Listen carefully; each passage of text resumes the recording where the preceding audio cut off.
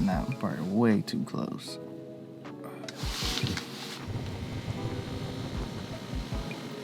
Alright, I think I got enough distance between me and the lens. Right now I'm in the Tahoe. Got to drop off this new part I got.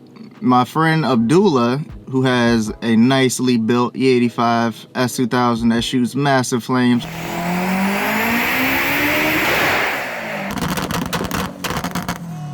Yeah, his car is pretty badass. He gave me his old Twin Disk Clutch, which was like the Clutchmaster 725 series. And yeah, it's kind of messed up. But he told me it's fixable, so the owner of X Performance, his name is Carlos, I believe. He reached out to me on Facebook because like I made a Facebook post on the S2K forums trying to figure out like, is it even fixable or worth my time? And he reached out saying, yeah, he believes it's fixable because like the whole clutch setup is in pieces. I'm pretty much gonna let him do most of the explaining behind it to see if it is fixable or not, but I mean, I'm hoping it's fixable. We're gonna find out. Like if all the other discs are fine and he just has to replace like a disc and reassemble the housing, I'm gonna be hella hype. That means I got like a twin disc setup for pretty much nothing. Since I leaned back so much, I gotta put my seat back up, get readjusted. All right. Right now we're at X Performers. Just dropped the clutch off and everything, and got Carlos here. He's about to break down how bad this clutch honestly is. Well, I mean, you can stop and just start around and look at all the nice dings that you got everywhere. You got, let me see, you got a nut right here. Beautiful groove you got here. The hydro bearing. Most of that happens when you have the wrong shimming right here on the diaphragm. Jesus. All right, I mean, I can show you a couple more over there and see the difference on normal wear and improper shimming. Let's take this thing apart and see how bad it is. All right, man, let's check this out.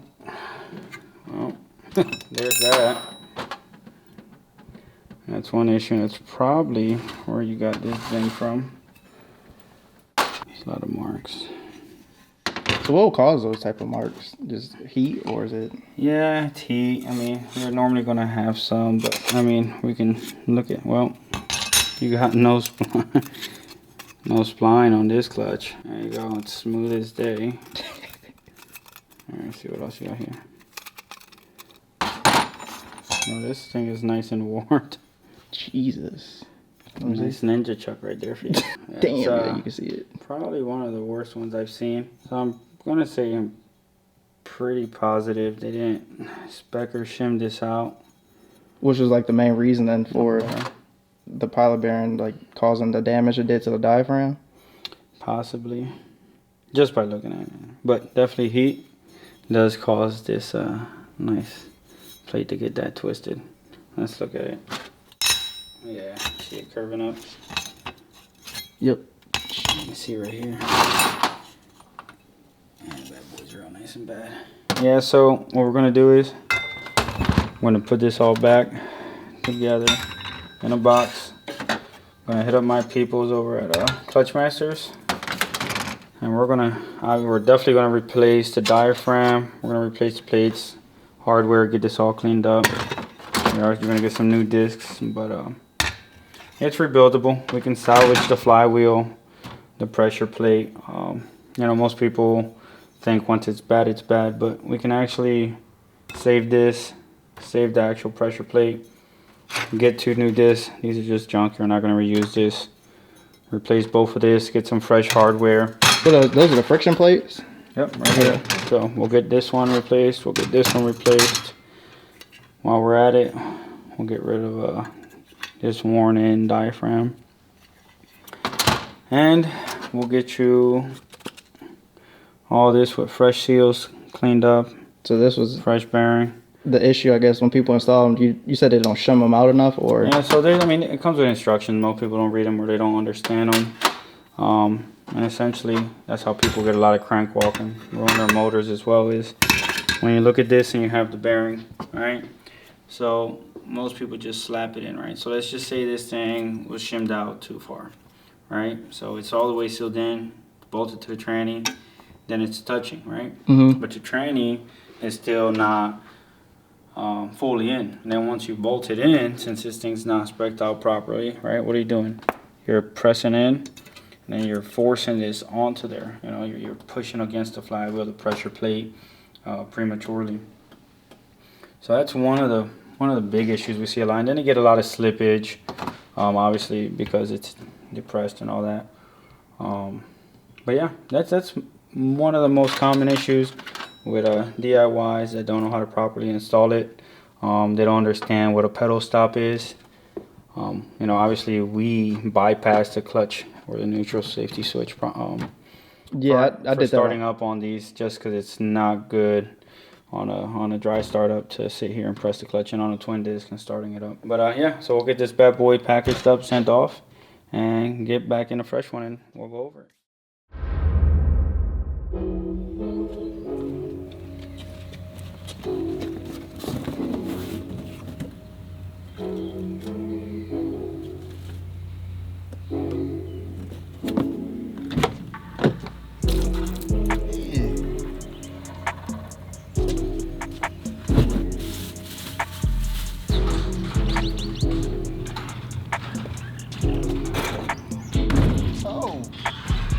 Alright, so today I'm doing a twin disc clutch install. About to head down to my boy Abdullah's shop because he did one on his turbo S2000, and when I get wisdom, I take it. So we're gonna get a little bit of his advice and have him help me with the install today.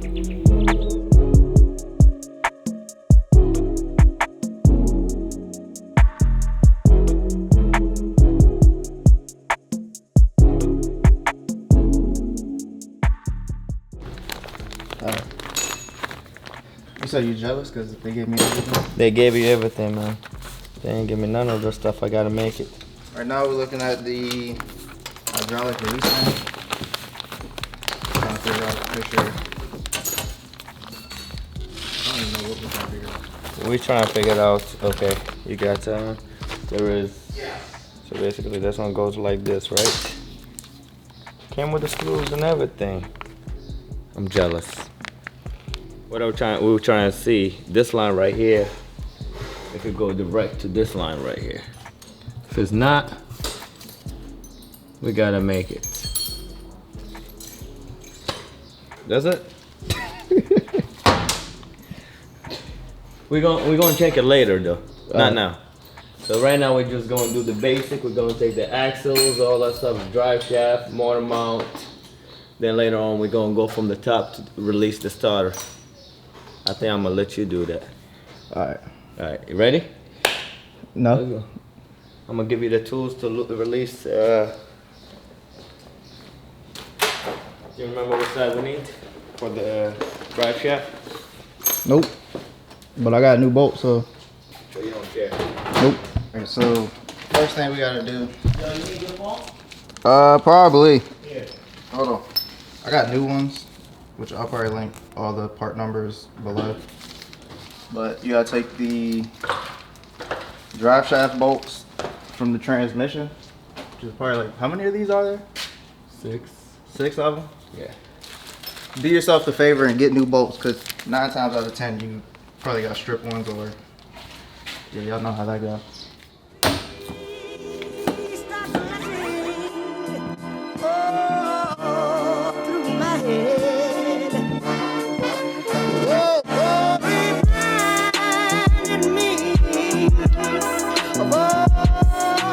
Oh my God, this man done put. Damn, your camera make my so strong.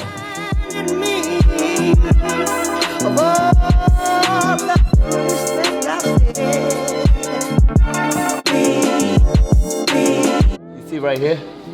Just make sure they see this. You see the fork, the way it goes?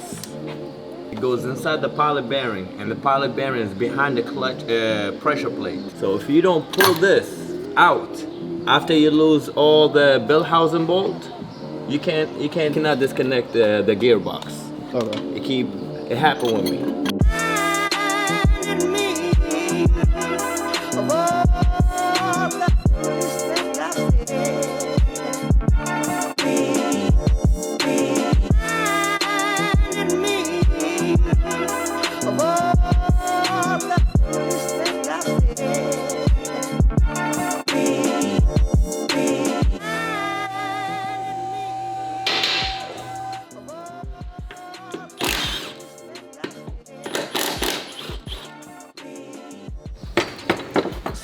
space.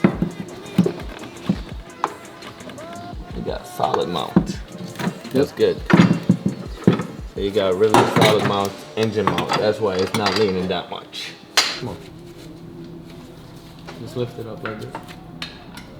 Yeah, what's that leaker? You ready?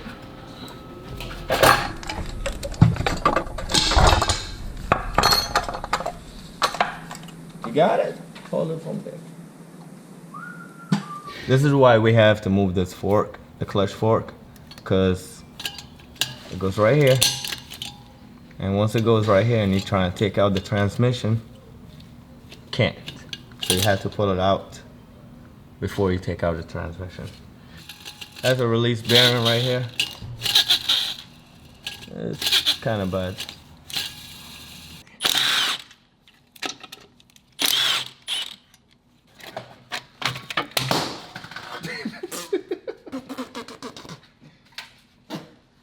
God damn, your clutch is gone. So what we need right here, we need 17, 12 point. We need 8 bolt right here, and we will get able to move the flywheel. So I bought brand new bolts. Everything? Yep. I ain't playing, son. I want to make sure I don't. So let me show you. I bought this one special for. This is when I was 18 years old. Just for the clutch. Now, don't worry about it. You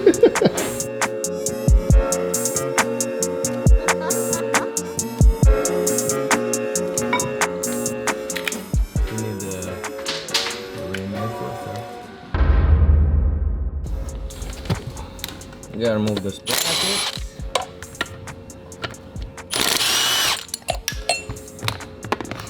Okay, 310 now. Yep.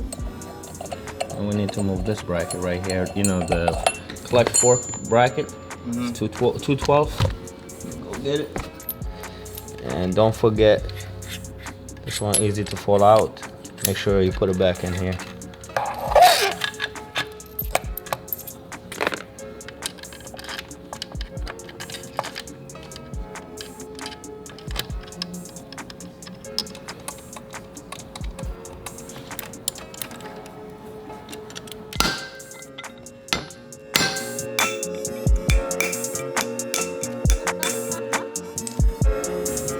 I'm gonna find out if my engine blow up.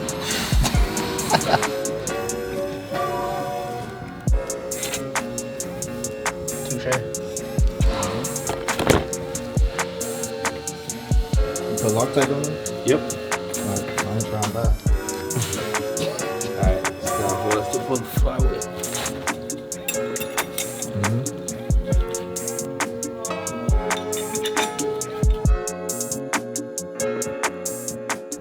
So I'll torque it down to 94 pounds, which is probably too bright, but good enough.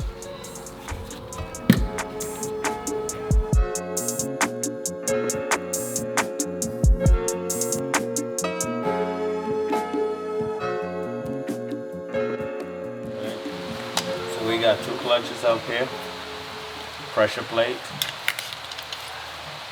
Flywheel side. Okay. And don't forget to put lock tab on these.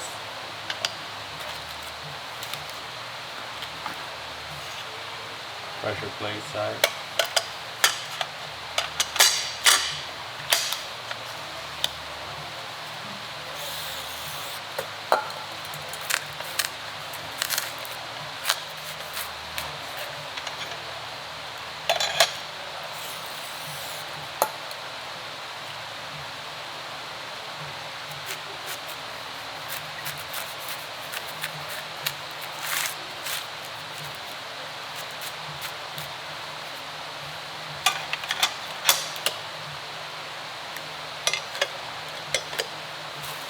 Grab the alignment tool. Clutch alignment tool.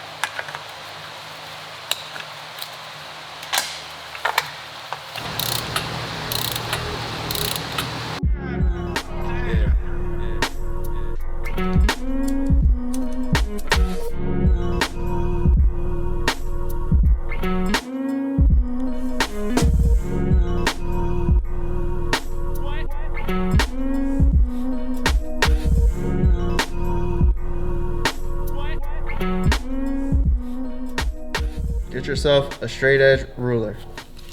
Caliper dial. To measure. Right now we're gonna be measuring the clutch house to the engine block. And then you're gonna take a measurement of the clutch house to the teeth. Then get the difference between those two numbers. And then we're gonna measure the transmission to release band. Oh, you don't have to move it. You don't wanna show them where? Okay, let's show them later. Let's go. Oh, did I turn off the other one? Alright. So that's first thing I'm gonna measure is the clutch pack to the engine block. So then you're gonna zero it out. I think you can see that. Alright, cool. And then just hold that here. Oh, you already zeroed out. It's Yeah. 120. No, right here.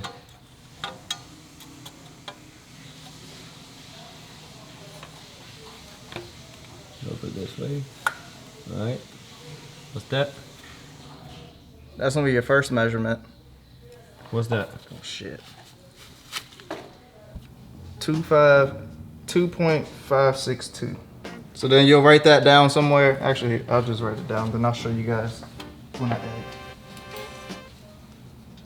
Then you measure from the clutch house to the teeth, because I really want the air gap closest to the teeth.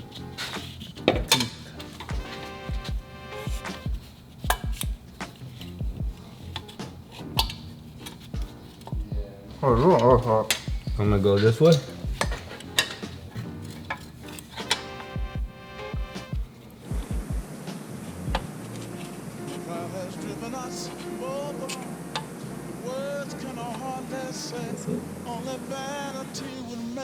Alright, so now we're going.